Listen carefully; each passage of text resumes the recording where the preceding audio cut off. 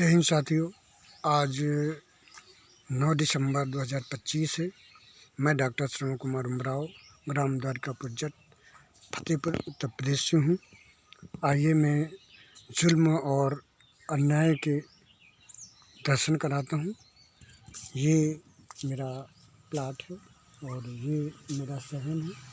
सहन के सामने ही कुछ जरान किस्म और अन्यायी लोगों ने 40-45 साल से कब्जा किए हुए हैं। और ये देखिए यहाँ पे कब्जी रख दिया है और आगे कुछ समय से अभी महीना 2 महीने से एक खूंटा गाड़ दिया है और हमेशा झगड़ा विवाद करते रहते हैं। और ये लमसम 40-45 साल पुराना विवाद है और ये प्रधान ने पट्टा किया था, साहबदीन प्रधान ने, और तब से ये कुछ न कुछ छोटे झगड़े विवाद होते रहते हैं। ये देखिए पहले कच्चा पाटा गया था, ये 15-20 साल से पहले ये कच्चा पटा था, लेकिन अब इसमें 2 बार हम तीन डाल चुके हैं क्योंकि ये छत धीरे धीरे गिर जाती है। उसका कारण है कि इसमें फल, पत्तियां और लकड़ियां पेड़ों की गिरती रहती हैं। जब पेड़ कटाने की इनसे शिकायत करते हैं तो ये सब शिकायत सुनता नहीं प्रशासन, और ये सारा कुछ राजस्व और पुलिस प्रशासन की मिलीभगत से होता रहता है। क्योंकि यहाँ जो पलने वाले लोग थे वो धीरे धीरे अब थानों में दलाली करने लगे हैं और ये बड़ी जर्जर व्यवस्था में ये सारा 10-10 फुट की सब दीवारें बनी हुई हैं। 5 फुट गहराई से बना हुआ है। बहुत सारी मिट्टी इसमें पुरी हुई है। कम से कम 10-12 लाख रुपया इसमें खर्च हो चुका है और इतना पुराना हो गया जो कि आज कम से कम 25 लाख का खर्चा बनता होगा। और इसका जिम्मेदार कौन हो सकता है, सभी देशवासियों को तय करना है कि इसका जिम्मेदार कौन है। किस तरह की एक राम राज्य की परिकल्पना है, किस तरह का न्याय व्यवस्था और एक राजस्व विभाग अपना कार्यशैली देशवासियों के साथ, प्रदेशवासियों के साथ प्रस्तुत करता है, वो एक नमूना है। देखिए ये इस तरह का जर्जर अवस्था में पहुंच गया है। यहाँ पर हमारे पिताजी लेटते हैं। देखिए ये मच्छरदानी लगी हुई है, बेड पड़ा हुआ है, ये सिलेंडर है और ये सारा सामान है। देखिए और ये बैटरी है और ये पंखा रखा हुआ है और इस तरह के सामान रखे हुए और ये रजाई कुछ सब जर्जर हो गए। देखिए ये छत है, किस तरह से कच्ची अभी भी छत पड़ी हुई है। इसमें 2 बार हम लोग कम से कम 50-50 हज़ार की टीन डाल चुके हैं। इस तरह से परेशानी हो रही है। अब ये देखिए कुछ समय पहले यहाँ पे खाना बनता था लेकिन गिरने लगा है तो बंद हो गई। देखो कालिक लगी दीवार में और ये चूल्हा लगा है और यहीं पर सारा गिर गया है। ये अंदर का पोर्शन देखिए कि सारा जर्जर अवस्था में गिर चुका है। देखिए ये देखिए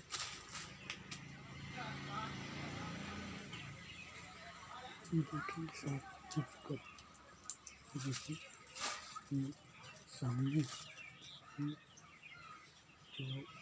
सहन है उसके सहन के सामने प्यार और करवी रखा है, जमा करके रखा है। और अगर मना करो तो विवाद करते हैं, धमकी देते हैं मारने की और सुनते नहीं। पुलिस में जब जाओ तो अशांति का केस लगाकर चालान कर देती है। वादी के पक्ष से एक लोगों को चालान करती है और फरियादी के पक्ष से कई लोगों को चालान कर दिया जाता है। ये तो एक सरकारनामा है। तो बड़ी दयनीय परिस्थितियाँ हैं। लोग कैसे सरकारों पे विश्वास करें, किस तरह का है। अब इसकी लड़ाई में स्वयं लड़ना पड़ेगा क्योंकि मेरे साथ अन्याय जुल्म हो रहा है तो मुझे लड़ना पड़ेगा। इसलिए मैं देशवासियों से कहता हूँ, आज मेरे साथ अन्याय, अत्याचार, दुराचार हो रहा है। एक समय आप ऐसा आएगा कि आपके साथ भी होगा, तब आपको समझ में आएगा कि क्या जुल्म, क्या अन्याय हो रहा है। ये तमाम ये चीज़ें नमूना बता रही हैं, ये चीज़ें प्रस्तुत कर रही हैं कि किस तरह से लोग एक आदिमानव की तरह जीवन जीकर अपने जीवन को आगे बढ़ा रहा है, किस तरह से परिस्थितियां हैं, फिर भी लोग अपनी अपनी सरकारों को दुहाई देते रहते हैं। ये जब सपा की सरकार आई तब वादी को बल मिला, हौसले बुलंद हुए, तो तब से वो उनके अरमान अभी कमज़ोर नहीं होते हैं, हमेशा विवाद में खड़े रहते हैं। कई बार कंप्लेनें की गई कि फावड़ा को आगली लेकर मारने के जान से मारने के लिए धमकी देते हैं। कई बार झगड़े भी हुए और एक जानलेवा हमला भी किया। किसी तरह हम लोग बच निकलते हैं। अकेला समझकर ये लोग मतलब एक बेदर्दी से अत्याचार करने की सोचते हैं। ये है सरकारों के द्वारा न्याय नहीं मिलता, प्रशासन के यहाँ गुहार लगाओ तो मिलता नहीं न्याय। और एक बार मैं काफ़ी लंबे समय पहले सुन रहा था टीवी चैनल के माध्यम से कि डीआईजी साहब कह रहे थे कि ये धारा लगाइए, वो करिए, इस तरह का अन्याय से वो हो सकता है।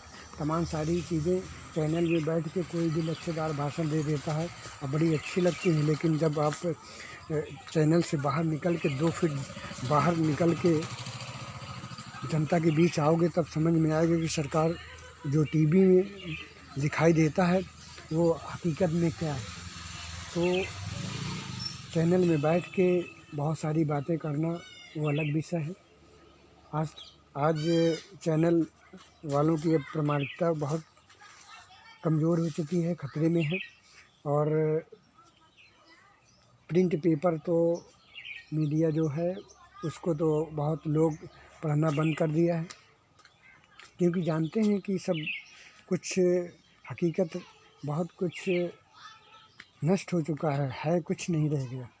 ये तमाम सारी चीज़ें हैं और इसमें आम जनमानस को, आम देशवासियों को समझना चाहिए कि इतना पुराना मामला 40-45 साल हो गया। जब हमने होश संभाला होगा, थोड़ा सा जानकारी होगी रहने सहने और समझने की, तब का पुराना पड़ा हुआ मामला है।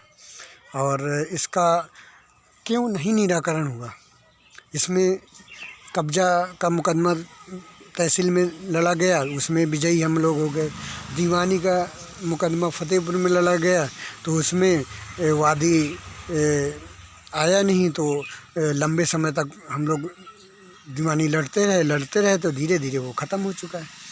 ये चीज़ें हैं। अब इसका क्या निराकरण किया जाए? टीवी में बैठ के तो आप कोई भी वकील वहाँ टीवी में बैठ के कह देता आइए हम मदद करते हैं और उनका मुकदमा लड़ेंगे, ये हो। तो ये सब केवल टीवी तक ही पर्याप्त है और बाहर कुछ होता नहीं है। तो इस तरह देश की जनता को समझना है और अपने हक़ की लड़ाई स्वयं लड़नी है। क्योंकि आप ही समझ लो, मैं इतना सक्रिय आदमी, पढ़ा लिखा, बीएड या बीएमएस एम करके बैठा हूँ और इतना ज्ञान होने के बावजूद और इतना धारा प्रवाह बोलने के बावजूद मेरे साथ ये जुल्म हो रहा है। आम आदमी को न्याय कहाँ मिलने वाला है? तो ये गंभीर प्रश्न है, ये आम जनमानस को समझना पड़ेगा और आप अपनी लड़ाई खुद लड़ो। यदि अभी विवाद नहीं है, अभी लड़ाई नहीं, अभी कुछ ऐसा नहीं हुआ है तो ऐसा ज़रूरी नहीं है भविष्य में आपके साथ नहीं हुआ तो बच्चों के साथ होगा, कहीं ना कहीं तो होगा ही होगा। तो अपने हक़ की लड़ाई, संवैधानिक लड़ाई खुद से लड़ना सीखो। ये इसीलिए मैं हमेशा कहता हूँ, जागो प्रदेशवासियों, जागो।